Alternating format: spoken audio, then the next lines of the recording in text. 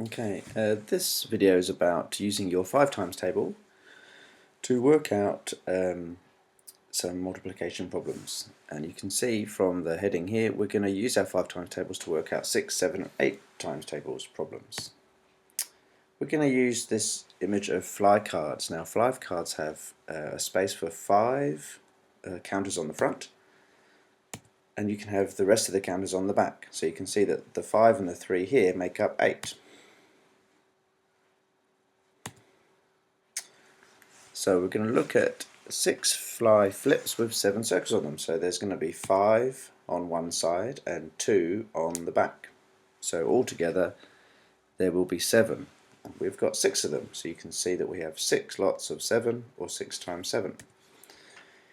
Here we have the 5 part, so we've divided the 7 into 5, and on the back there should be 2. So now we know our 5 times table. We know that 6 times 5 is 30. So now we're going to turn the counters over and see how many left over on the back. And because we've split our 7 into 5 and the remainder, we know that 5 plus 2 is 7, so there must be 2 on the back. So we have 6 lots of 2 as well. And we know that 6 times 2 is 12. And now we have to add together the two sides. So on the front side there was 6 times 5, and on the back there was 6 times 2, and now we've got a much easier calculation of 30 plus 12 equals 42. This means that 6 times 7 equals 42. And here it is written down the bottom in red. You can see that we've grouped it into the 5 times table, and then what's left over, which happens to be the 2 times table. Both of them times by 6. Okay, we're going to try another one now, and we're going to have 4 lots of 8. So again, we're going to split 8 into 5s, and whatever's left over, which we know will be 3. So here are the 5s, 1, 2, 3, 4 groups of 5, and now we're going to see how much that'll be altogether. 4 times 5, which we know from our basic facts, is 20. Now we can turn them over, and we've got the leftovers, so there's 3 on each card. So we've got 4 times 3, which is 12, and then we can do 20 plus 12, which is 4 times 5 on the front of the card, plus 4 times 3 on the back of the card. So we can now say that 4 times 8 altogether is 32, which was our original question at the top here.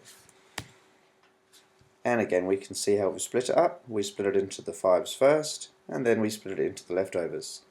Just remember, you have to times it by the amount you have each time. So remember, it was 4 times 8, so that means you have to times the front of the card by 4 and the back of the card by 4.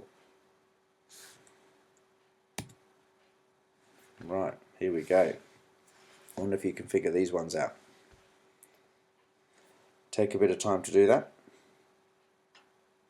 and I'll pause the video and we can carry on after that.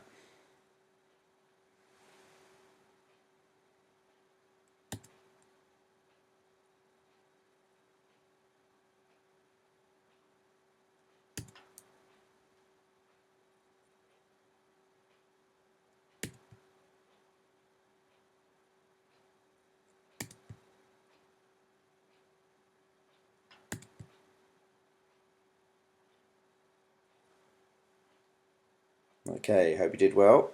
You can see how they match up, and we'll talk about that in the session. Now try these ones on your own. I'll pause the video again and we can go through the answers together.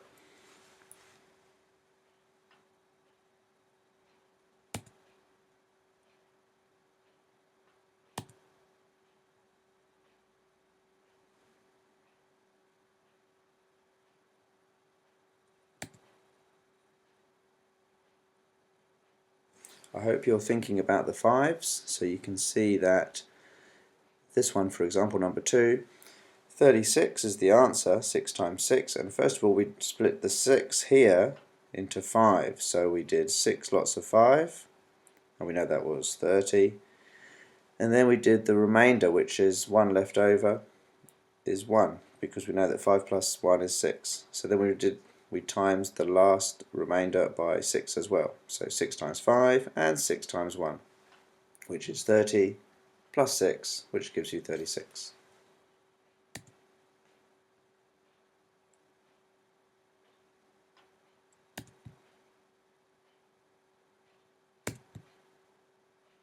Great, I hope this was helpful.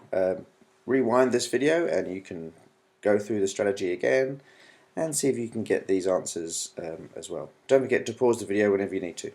Okay.